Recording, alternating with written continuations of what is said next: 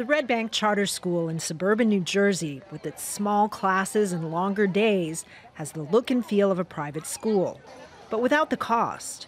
Charter schools are taxpayer funded, but independently managed. Any family in the school district can apply.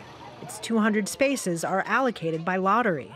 My daughter has a better education than anybody somewhere else. They're pretty much, I compare with the other kids. Hey, you guys have a good night. But the local school superintendent says the charter school is getting more than half of the district's $3 million in state funding, even though it serves far fewer and less needy children. The duplicative costs that are required to run two school districts do not make sense for a community when you have an outstanding public school district.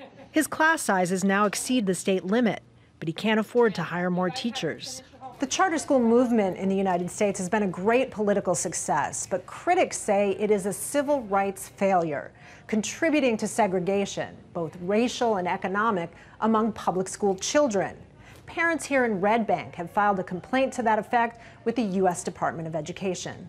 They point out the district schools are 7% white and 81% Hispanic.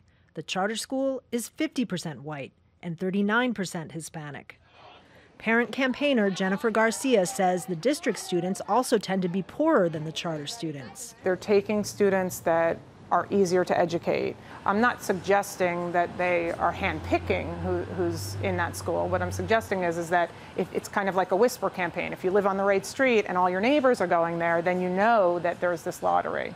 Red Bank Charter School says the school is one of the most integrated schools in one of the most racially segregated states in America, and that its demographics are in line with the community's total school-age population, which is 36% white.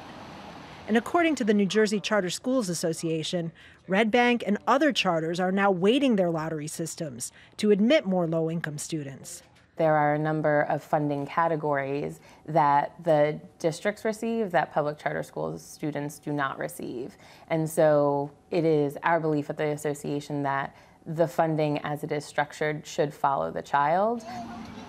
One thing these charter school proponents and opponents do agree on is the need to increase education funding for all students. Kristen, Saloomey, Al Jazeera, Red Bank, New Jersey.